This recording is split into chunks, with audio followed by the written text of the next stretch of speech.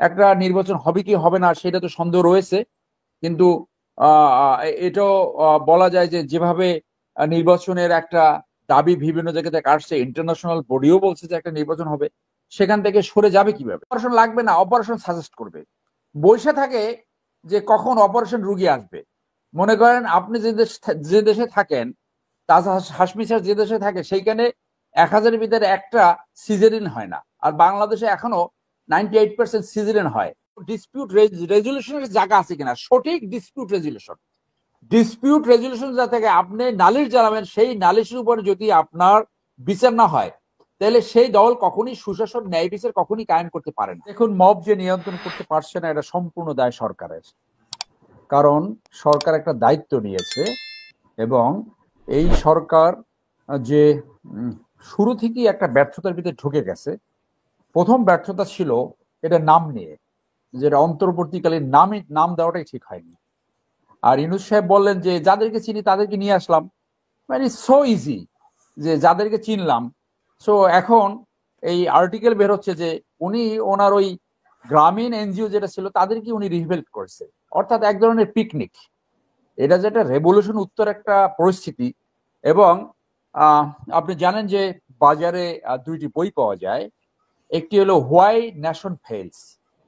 Nation কেন fail করে? সেখানে নেশনের যে রিসোর্স যদি কম থাকে, অথবা মনে করেন ল্যান্ড কম আছে, অনেক কিছু কম আছে, সেই জন্য নেশন ফেল করে না। নেশন ফেল করে পুয়ার লিডারশিপের জন্য। এবং আপনি দেখবেন যে অনেক আর্টিকেল আছে, আরো বই আছে যে হোয়াই রেভলিউশন ফেলস। এই রেভলিউশনও ফেল করে একই কারণে, যে যুদ্ধ উত্তর অথবা রেভলিউশন উত্তর সরকার যদি সঠিকভাবে পরিচালিত না হয়। এই যে সরকারটা পরিচালিত হয়েছে, একজনও চ্যালেঞ্জ নেওয়ার মতো ক্যারেক্টার নাই, একজনেরও ক্রাইসিস ম্যানেজমেন্ট করার অভিজ্ঞতা নাই, একজনেরও না।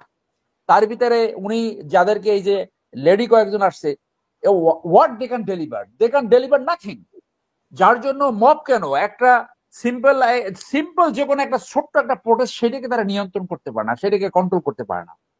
তো এখন তাহলে এই আপনি সরকারকে দিয়ে যদি আপনি আরো 5 বছরও দেন, তো এই নির্বাচনী পরিবেশ কি তৈরি হবে, যেটা নির্বাচনের জামাত পরিবেশ বলছে? তৈরি, আমি আমি আমি ব্যক্তিগতভাবে মনে করি যে তাদের the that was a very bad beginning.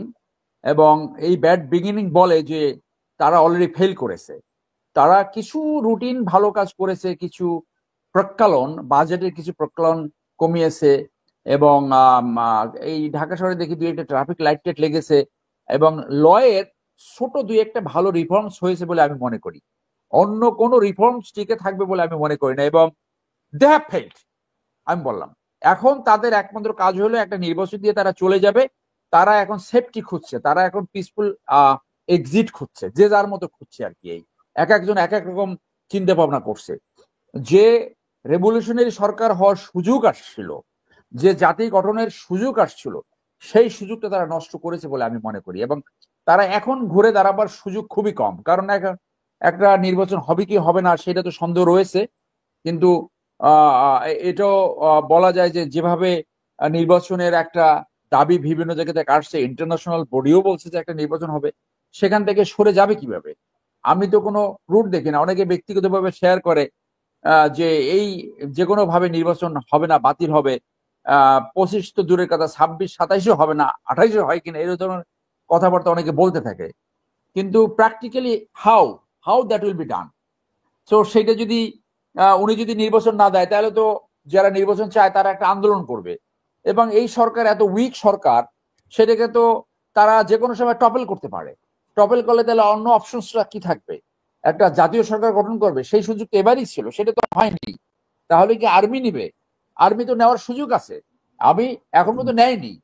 এক সময় তো স্লোগান ছিল এই মুহূর্তে দরকার সেনাবাহিনীর সরকার, সেই স্লোগান তো ছিল, নেয়নি এখন পর্যন্ত। তো আমার ব্যক্তিগত ধারণা, আমি তাজ হাশমি স্যারের কথা শুনি, আহ উনি আর্মি সম্বন্ধে তার নিজস্ব অ্যাসেসমেন্ট সবসময় বলে। তো আমি যাদেরকে চিনি, এদের সাথে একসাথে চাকরি যাদেরকে চিনি, আমি ওই টেম্পারামেন্ট দেখি না যে আর্মি ক্ষমতা নিবে। আমার অ্যাসেসমেন্টে বলে না, মেবি দ্যাট আই এম রং। সেই টেম্পারামেন্ট নাই, অথবা যেটা করতে চায় হয়তো, যেটা হয়েছে যে ফেসিজমের যে সেট ছিল, সেই সেট এখনো 90% ইনট্যাক্ট রয়েছে, 90%।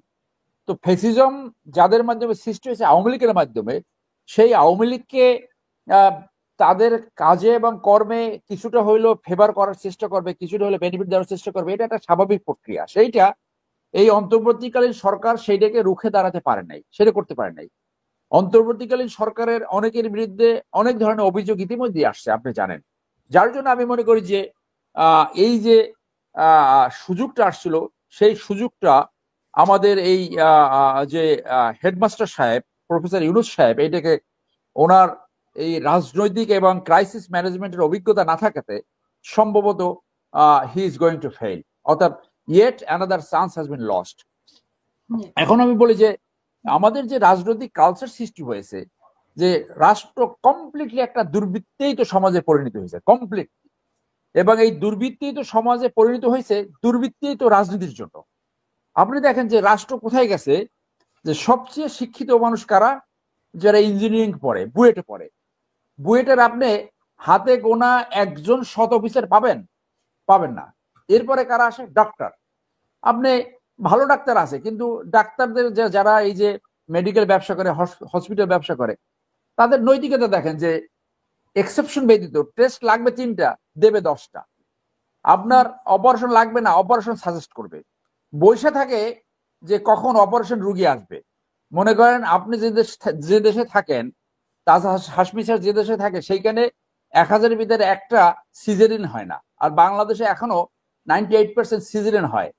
তো see the ethical value of the doctors. এরপরে কারা রাষ্ট্র পরিচালনায় কন্ট্রিবিউট করে? এই যে আপনার বুর্জোয়া অ্যাডমিনিস্ট্রেশন, কয়জন সৎ আছে? তো এই যে এরপরে দেখেন যে শিক্ষক, কোচিং বাণিজ্য থেকে শুরু করে যে কোনো নৈতিকতা আছে কিনা, এভাবে সবার ব্যাপারে বলা যায়। তাহলে এই যে অনৈতিক প্র্যাকটিস করে, এই যে সব সেক্টরে। এবং আপনি যদি লয়ের কথা বলেন, আমি যে প্রফেশনে এখন আছি, আপনি যদি লয়ের কথা বলেন, তো আমি আগে যে প্রফেশনে ছিলাম, সেখানে আমি যখন চাকরি ছাড়ি 2007-এ, সেখানে অন্যায্যতা আমরা কখনো কল্পনাই করে নাই। এখানে মেজর আফসারের আমি একই ব্যাটালিয়নে চাকরি করছি, 37 ব্যাংক বলে, যে সেনাবাহিনীতে অন্যায্যতা হতে পারে, উপরের লেভেলে হয়তো কিছুটা ছিল, কিন্তু আপনি একটা অ্যাপ্লিকেশন দিবেন, আপনার একটা বৈধ দাবি আছে, সেইটা পূরণ করে না, এরকম ছিল না। কারণ সেনাবাহিনী যেহেতু অস্ত্র নিয়ে কাজ করে এবং সেখানে লিডারশিপ কোয়ালিটি দেখাতে হয়। কিন্তু আপনি দেখেন, আমাকে আফসার স্যার বলে, আমাকে 12 বছর সিম্পলি আমি জাতীয়তাবাদ বিএনপির একজন সদস্য ছিলাম, সেই জন্য আমার সমস্ত এক্রুট রাইটস উইথহেল্ড করে রাখছে। এখন পর্যন্ত আমার প্লটটা আমি পাই নাই, যেটার জন্য আমি টাকা দিয়ে রাখছি। জলসিঁড়িতে আমার একটা প্লট পাওয়ার কথা, এখন পর্যন্ত পাই নাই। আমি 4 মাস আগে একটা আবেদন দিয়েছি, সেই আবেদন নিষ্পত্তিই করে না কোনোভাবে। তো আপনি দেখেন, তাহলে অন্যায্যতা সবাইকে গ্রাস করেছে। এই অন্যায্যতা কারা এটাকে রিমেডি করে? The politicians, because politicians are there to govern the country, rule the country. আপনি পলিটিশিয়ানের ভিতরে দেখেন তো যে 0.5% সৎ পলিটিশিয়ান আছে কিনা। আমি তো অন্য একটা টকশোতে বলছি যে যারা পালিয়ে গেছে তার ভিতরে আপনি একজন সৎ নেতা আছে কিনা আমাকে নাম বলেন। হ্যাঁ, এর ভিতরে অনেকে বলতে পারে যে এই মারা গেছে মতিয়া চৌধুরী, সে সৎ। মতিয়া চৌধুরী আরো ডেঞ্জারাস। ফিনান্সিয়ালি করাপশন না করলে, যদি ইন্টেলেকচুয়ালি করাপশন করে, যে যত চুরি ডাকাতি অন্যায় মানি লন্ডারিং এর ভিতরে একটা কথা তিনি কখনোই বলেননি। এই ভদ্রমহিলা কিন্তু আবার আমার জেলার পিরোজপুরের। কিন্তু এই যে মানে উনি অর্থনৈতিকভাবে সৎ, কিন্তু ইন্টেলেকচুয়ালি কত করাপ, যে আওয়ামী লীগের যে মাফিয়া তন্ত্র যে কায়েম হলো, ফেসিজম, তার বিরুদ্ধে উনি কখনই ভয়েস রেজ করে নাই। এখন মনে করেন যে বিএনপিতে আপনি হাতে গোনা দেখান তো, আপনি 50 জন দেখান তো যে প্যাকেট দিলে প্যাকেট নেবে না, যে এই টাকা তো বৈধভাবে আমি ডিউ না।